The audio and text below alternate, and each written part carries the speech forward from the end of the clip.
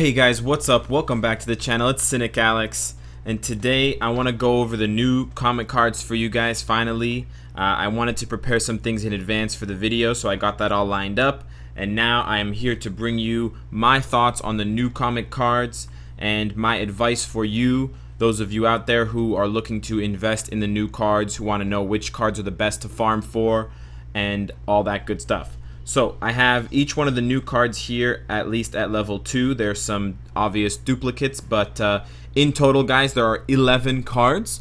So we'll go through them really quick. We have the Dark Reign Avengers Initiative. We have Guardians of the Galaxy number 1, Groot number 5, Ant-Man number 1, Avengers 1963 318. Annihilation Ronan, Uncanny Avengers, lots of these here, and Drax, good old Drax, and a couple more here, guys. Gwenpool, Ant-Man or Avengers Origins, Ant-Man and the Wasp, and I believe that's all. Oh no, we also have Star-Lord. With his buddies there, and I believe that's everything. Okay, so those are the new 11 cards. Now, the question is not which cards are new. The question is which of the new cards are good.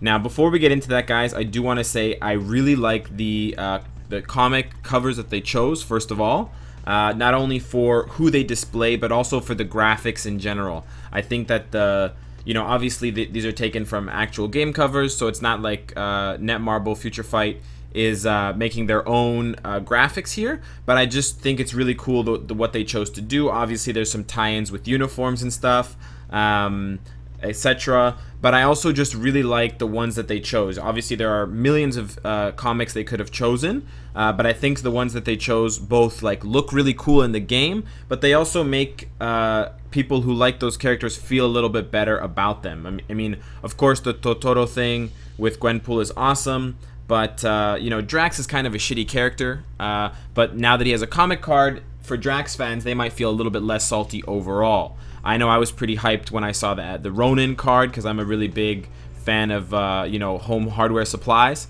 And etc. for stuff like Ant-Man and the Avengers Initiative. It seemed like there was a lot of Ant-Man and Wasp focus here, as well as Guardians of the Galaxy focus. Like 4 different cards were Guardians of the Galaxy focused, 3 different cards were like Ant-Man focused. So they had kind of a theme going. Maybe because they took the Ant-Man and Guardians of the Galaxy special missions out, they decided to placate or placate. I don't know how to pronounce that word. They decided to soothe the babies of this game who would whine and bitch and moan that their favorite special missions were turned into dimension rifts. So that's a pretty cute answer I came up with for you guys. So hopefully you guys like it. I really like this comic cover, actually. But aesthetics aside, if you know what I'm saying, boys. Sir Mix-a-Lot, shout out. Debris boys and Debris women. Let's get into the best cards. So we have them at 2 stars for a very specific reason, because the 2 stars will show you the first 2 stats, and the first 2 stats of a card, as I mentioned before in another video, are the set stats. So even though this card could have other different stats at 3, 4, 5, and 6 stars, it will always have attack, speed, and all defense. Now, of course, there are other things that go into determining whether a card is excellent, good, great, shit, or amazing, but a big part of that is those first 2 set stats. So that's going to be the focus of my card review today in terms of what I deem to be the best cards, and I do have my top 5. Okay, so going through the list of cards, we can see that they have differing stats, and they actually introduced some new set stats that we didn't see before. So we have attack, speed, all defense, recovery rate, physical attack. We have defense, penetration, and crit attack. We have crowd control time and recovery rate, mine resist, defense, penetration, crit damage, max HP, energy attack, fire resist. Prior to this update with the new cards, we didn't have cards that were easily available for new players other than the Loki card, which had an attack stat as a native stat.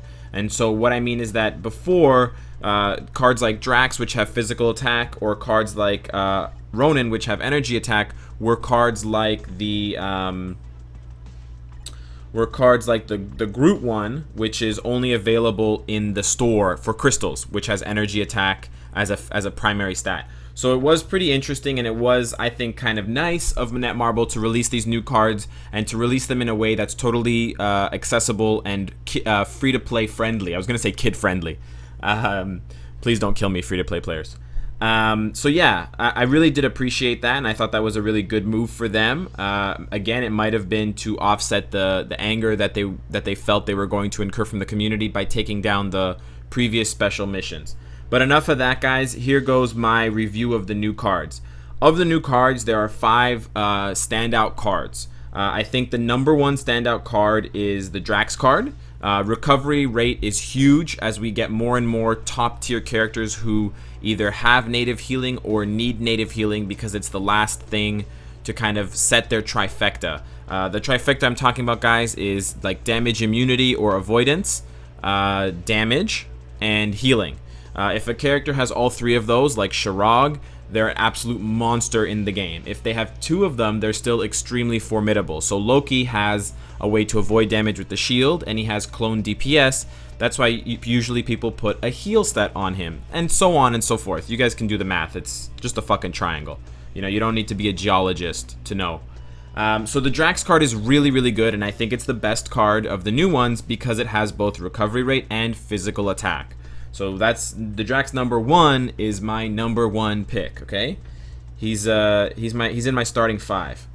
Number 2, I would pick Ronan because although it's got fire resist, which is absolutely useless, it's got the energy attack, and energy attack is excellent. Most of the top tier characters in the game right now, aside from Thanos and a couple others, are energy attackers. Shirag, Ronan, of course, Proxima. You know, all those guys are energy attackers first and foremost. So that's really, really excellent that it's available for new players and that it's on the native stat. The next 3 are more customizable, and you need to look at what your cards already give you in terms of stats for you to choose the best one. So this takes a little bit of brain power, so all you Fox News enthusiasts, please exit the channel. The next 3 are kind of above your IQ level. So here we go. The Groot one is really good, not because of the 2 native stats per se. Critical damage and defense penetration are nothing special, but the next 2 slots have a chance to roll energy attack and cooldown time. And so, as I've said in a previous video, guys, the top 4 stats that a card can have are physical attack, energy attack, all attack, or skill cooldown.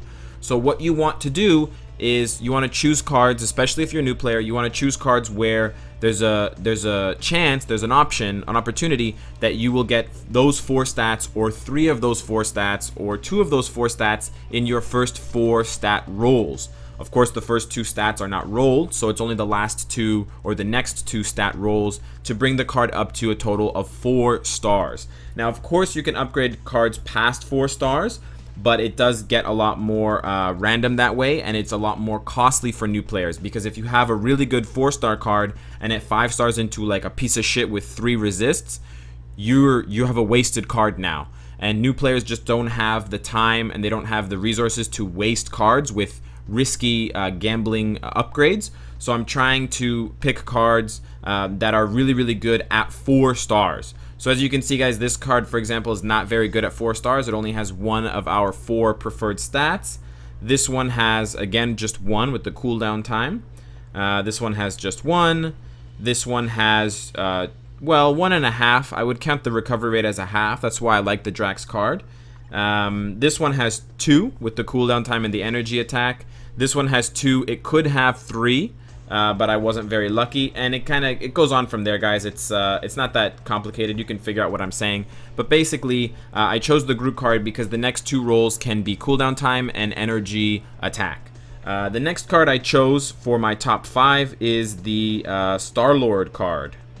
Where's my Star-Lord card? This one, again, it's defense penetration. It's got critical rate this time. Defense penetration is kind of starting to make some noise in the community, especially with high-level players and people trying to analyze the Alliance tournaments that just finished. It might be that defense penetration is a little bit more useful against people like Shirog and stuff like that. And crit rate is not totally useless. It's pretty good. But again, the next two stats that this card can roll are physical attack and cooldown time. So there's a very good chance that at 4 stars, you could have an excellent card. And that only takes farming this card for 3 stars and upgrading it once. So technically, you only need this card at 3 stars and 5 other 3-star cards to potentially get a really good 4-star card to start building your card base or improving your card base if it's not optimal yet. The last card is the Avengers 1963, this one right here.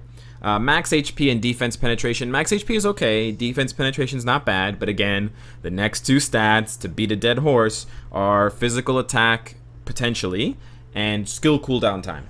So those are my picks for the top 5 cards, guys. The last 3, you kind of have to look at the primary stats and then the primary 2 stats and then judge based on what you need. I actually ended up replacing my Black Widow 4-star with this Drax 4-star that I rolled. It's really, really good. It's got 2 premium stats, and then it's got, of course, the recovery rate and the max HP, which synergize well, and they're good in general.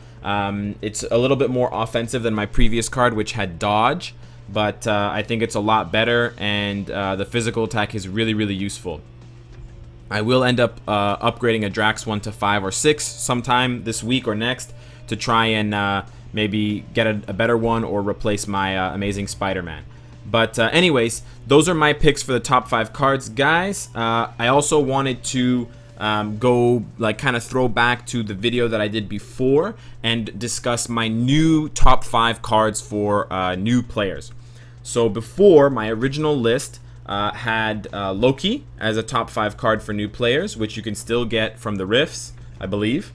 The Marvel Zombies card, which you can still get from the Rifts. You don't get them from special missions anymore, or you never got them from special missions. You only get them from the Rifts.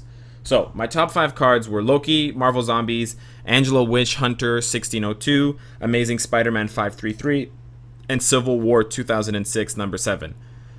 That list has changed. Now the list goes Loki, Marvel Zombies, Drax, Ronan, and then the 5th slot is one of the 3 other new cards that I discussed. So you could have like Loki, Zombies, Drax, Ronan, Groot, Loki, Zombies, Drax, Ronan, Star-Lord, or Loki, Ronan, Drax, Zombies, Avengers 1963. Those, I think, are the 5 best cards for new players, not for veterans. That's something for another time, guys.